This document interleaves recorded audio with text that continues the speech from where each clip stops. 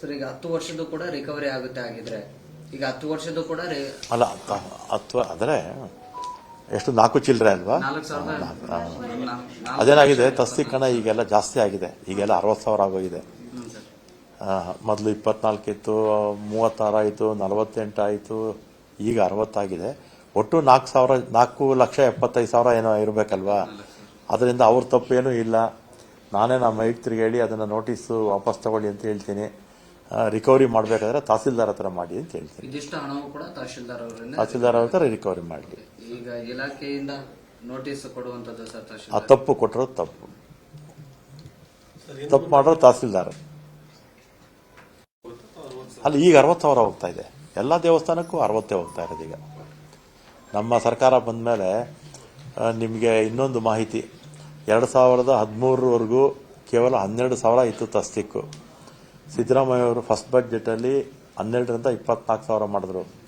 15ರ ಬಡ್ಜೆಟಲ್ಲಿ 24ರಿಂದ 36,000 ಮಾಡಿದ್ರು. 17ರ ಬಡ್ಜೆಟಲ್ಲಿ 36,000ರಿಂದ 48,000 ಮಾಡಿದ್ರು. 13ರಿಂದ 18ರವರೆಗೂ 3 ಸಲ ತಸ್ತಿಕ್ ಜಾಸ್ತಿ ಮಾಡಿದ್ರು ಸಿದ್ದರಾಮಯ್ಯ ಅವರು. ಮತ್ತು ಮೊನ್ನೆ 48,000ರಿಂದ 60,000 ಮಾಡಿದ್ರು. ಅದರ 12,000ದಿಂದ 60,000ವರೆಗೂ ಮಾಡಿದ್ದು ಸಿದ್ದರಾಮಯ್ಯ ಅವರೇ ತಸ್ತಿಕ್ ಹಣವನ್ನು. ಸರ್ ಈಗ ಕಣ್ಣನವರ ಖಾತೆ ಪ್ರತಿ ತಿಂಗಳು ಎಷ್ಟು ಹೋಗಿತ್ತು ಸರ್? ಈ ತಸ್ತಿಕ್ ಹಣ 2013 90 ಪ್ರತಿ ತಿಂಗಳು 90 ಹೋಗಿರುತ್ತೆ. ಅದು ಎಷ್ಟೆಷ್ಟು ತಸ್ತಿಕ್ ಹಣ ವರ್ಷ ಕೊಡಬೇಕಾಗುತ್ತೋ ಅದಕ್ಕಿಂತಲೂ ಅವ್ರಿಗೆ ಹೆಚ್ಚು ಹೋಗಿದೆ. ಅದರಲ್ಲಿ ಕಣ್ಣನವ್ರ ತಪ್ಪು ಏನೂ ಇಲ್ಲ.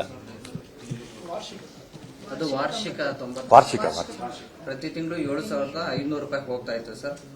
ಅದರಲ್ಲಿ 4,500 ರೂಪಾಯಿ ಕಡಿಮೆ.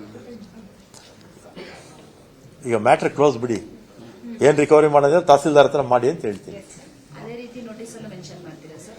ಹೌದು, ನಾನು ಕಳಿಸ್ತೀನಿ, ಸರ್ಕ್ಯುಲರೇ ಕಳಿಸ್ತೀನಿ. ಯಾರ್ಯಾರಿದ್ರೋ ಅವರು ಅಷ್ಟೇ, ಯಾರು ತಪ್ಪು ಮಾಡಿದ್ರೋ ಆ ಪೀರಿಯಡಲ್ಲಿ ಅವ್ರ ತಪ್ಪು.